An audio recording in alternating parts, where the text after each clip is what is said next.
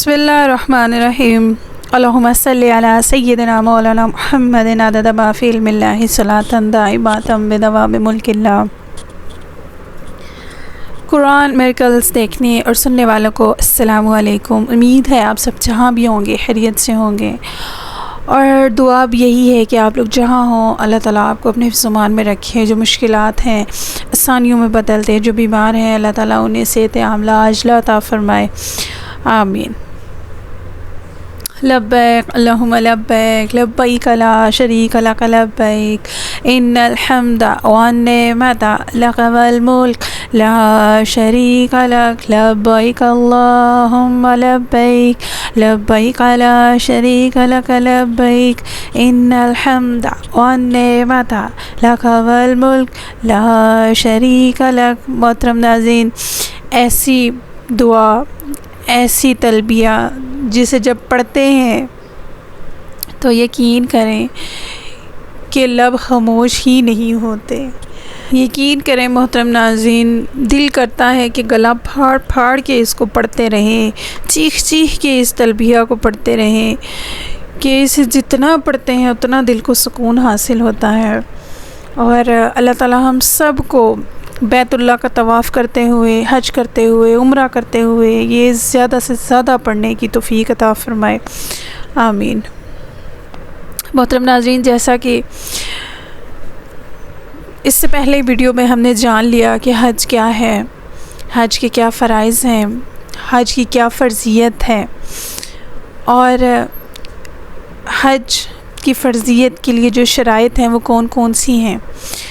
آج انشاءاللہ ہم حج کے جو محسوس 5 دن یعنی 8 ذی الحجہ، 9، 10، 11 اور 12 ذی الحجہ، یہ جو حج کے 5 محسوس دن ہیں، ہم انشاءاللہ آج ان 5 دنوں کی بات کریں گے۔ جو مین حج کے 5 دن ہیں ان کو، اس ٹاپک کو آج ہم کور کریں گے۔ محترم ناظرین، سفر سٹارٹ ہو جاتا ہے 8 ذی الحجہ۔ 8 ذی الحجہ کا دن آپ نے مینا میں گزارنا ہے، اور وہاں پر آپ نے تمام حاجیوں نے 5 نمازیں ادا کرنی ہیں جو کہ سنت ہیں۔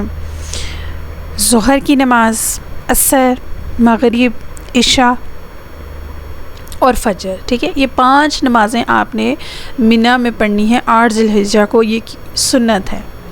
اس میں آپ نے تلاوت قرآن پاک کرنی ہے، تلبیہ پڑھنا ہے، ذکر اذکار کرنے ہیں، تسبیح کرنی ہے، دعائیں کرنی ہے، اور اپنے ٹائم کو ویسٹ نہیں کرنا، بالکل بھی ویسٹ نہیں کرنا۔ جتنا رو رو کے گڑ گڑا کے آپ دعائیں کر سکتے ہیں آپ کریں۔ اچھا، سم ٹائم یہ بھی ہوتا ہے کہ 8 ذی الحجہ کو عشاء کے بعد جو آپ کے ٹریول ایجنٹس ہوتے ہیں وہ کہتے ہیں کہ چلیں ابھی میدان عرفات کی طرف آپ نے روانہ ہونا ہے، تو وہاں آپ نے ان سے لڑائی نہیں کرنی، ٹھیک ہے۔ اگر آپ کی فجر کی نماز وہاں مس ہوتی ہے تو کوئی بات نہیں، آپ ان سے ریکویسٹ کر لیں کہ فجر کے بعد نکل جائیں گے، اور اگر وہ کہیں کہ نہیں پرابلم ہے آنا جانے میں، تو پھر آپ ان کے ساتھ احرام پہنے نیت کریں اور میدان عرفات کی طرف روانہ ہو جائیں، ٹھیک ہے۔ اس کے بعد 9 ذی الحجہ، وقوف عرفہ کا دن، یعنی کہ حج کا رکن اعظم جو آپ نے ادا کرنا ہے وہ ہے، جو حج کا مین فرض ہے، ٹھیک ہے۔ ظہر کا وقت شروع ہو گیا اور آپ میدان عرفات میں ہیں تو آپ کو مبارک ہو، آپ حاجی ہیں، لیکن حج کی ابھی کچھ چیزیں باقی ہیں، لیکن جو رکن اعظم ہے وہ پورا ہو گیا ہے۔ اب آپ نے وہاں پر کتنا ٹائم گزارنا ہے؟ اب آپ نے غروب آفتاب سے پہلے عرفات کو نہیں چھوڑنا، ٹھیک ہے نا۔ یہ وہ دن ہے جس دن مغفرت کا وعدہ ہے، اور حاجی سے ایسا وعدہ کیا ہے کہ اللہ تعالیٰ اسے گناہوں سے ایسا پاک کرے گا جیسا کہ ماں کے پیٹ سے اسی دن ہی پیدا ہوا ہو۔ اب ظہر پڑھیے، عصر پڑھیے، دعا کیجیے، اور عرفات میں فضول کام نہ کریں۔ دنیا کی دنیا کی باتیں بالکل چھوڑ دیجئے، بس اپنے رب کا شکر ادا کیجئے کہ اس نے آپ کو دنیا سے 200 کروڑ مسلمانوں سے آپ کو چنا ہے، اور آپ اس کا شکر گزار بنیں، لبیک کہیے، روتے گڑ گڑاتے اللہ تعالیٰ سے دعائیں کریں۔ اس کے بعد جب آپ کو کنفرم ہو جائے کہ مغرب کا ٹائم ہو گیا ہے تو آپ نے وہاں سے مزدلفہ کی طرف روانہ ہو جانا ہے۔ وہاں جا کر آپ نے عشاء کے ٹائم 2 نمازیں اکٹھی ادا کرنی ہے، مغرب اور عشاء۔ پھر یہ رات آپ نے عبادت میں گزارنی ہے۔ کوشش کریں عبادت کریں، تھک گئے ہیں تو آپ سو جائیں، تہجد کے لیے اٹھیں۔ علماء کہتے ہیں کہ مزدلفہ کی رات حاجی کے لیے شب قدر سے بھی زیادہ افضل اور خاص رات ہے۔ اب آپ نے ایک بات اور یاد رکھنی ہے کہ جو مزدلفہ کا واجب وقوف ہے، ٹھیک ہے، مزدلفہ میں لازمی وقت گزارنا ہے، وہ فجر کا وقت شروع ہونے کے بعد۔ یقین کریں جیسے ہی فجر کا وقت شروع ہو گیا آپ کا وقوف وہ پورا ہو گیا۔ جو آپ نے ایک لمحہ بھی وہاں گزار لیا فجر کے بعد تو آپ کا وقوف پورا ہو گیا۔ پھر آپ نے وہاں پر نماز فجر ادا کرنی ہے، خاص دعائیں کریں اپنے لیے، اپنے عزیز و اقارب کے لیے۔ اور مزدلفہ کا وقوف ادا کرنے کا کیوں حکم ہے کہ یہاں پر حقوق العباد اللہ تعالیٰ نے معاف کرنے کا وعدہ کیا ہے، سبحان اللہ۔ پھر آپ نے کنکریاں جمع کرنی ہیں۔ پھر کوشچن یہ آتا ہے کہ کنکریاں کس سائز کی ہونی چاہیے، تو محترم ناظرین کھجور کی گٹلی کے برابر کنکریاں کا سائز ہونا چاہیے، اور آپ یہ 49 کنکریوں کے حساب سے جمع کر لیں۔ احتیاطاً آپ 63 کنکریاں لے لیں، ٹھیک ہے۔ پھر آپ 10 ذی الحجہ کی صبح آپ نے منی کی طرف آنا ہے، یعنی آپ نے وقوف عرفہ کیا، غروب آفتاب کے ٹائم آپ وہاں سے نکلے مزدلفہ کی طرف، رات آپ نے مزدلفہ میں گزاری، صبح 10 ذی الحجہ آپ نے منی کی طرف آنا ہے۔ یہاں آپ نے آ کے کیا کرنا ہے، رمی کرنی ہے، شیطان کو کنکریاں مارنی ہے۔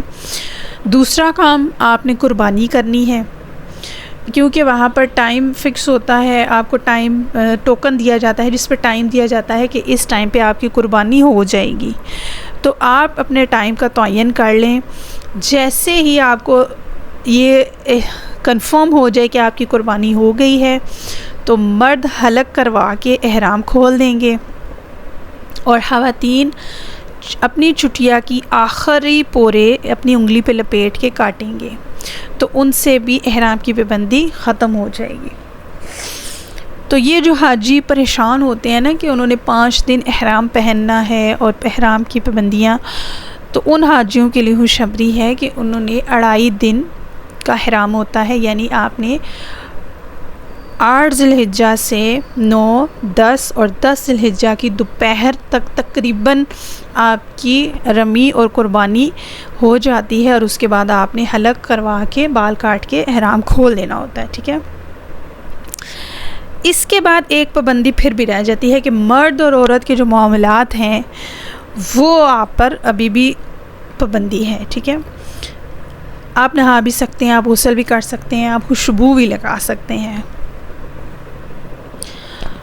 اس کے بعد حج کا دوسرا فرض طواف زیارت، کیونکہ 10 ذی الحجہ کو بہت رش ہوتا ہے، اگر آپ 10 کو نہ کر سکیں تو آپ 11 کو ادا کر لیں، اگر آپ 11 کو بھی ادا نہیں کر سکیں تو آپ 12 ذی الحجہ کو غروب آفتاب سے پہلے طواف زیارت ضرور کر لیں۔ پھر جو آپ نے 11 ذی الحجہ اور 12 ذی الحجہ بھی منی میں گزارنا ہے، اور وہاں دن میں جو آپ نے کرنا ہے وہ آپ نے تینوں شیطانوں کو 7 کنکریاں مارنی ہیں، ٹھیک ہے۔ پھر طواف وداع کی بات آتی ہے۔ طواف وداع جب آپ کو یقین ہو جائے کہ وطن واپسی ہے تو اس سے پہلے آپ طواف وداع کر لیں، ٹھیک ہے۔ اور جب آپ طواف زیارت کر لیں گے تو جو احرام کی آخری پابندی تھی میاں بیوی کے معاملات، وہ بھی اس سے بھی آپ آزاد ہو جاتے ہیں۔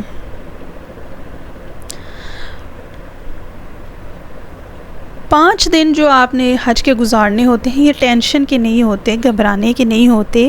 اللہ نے چاہا تو بہت سکون اور عبادت میں آپ کے دن گزریں گے۔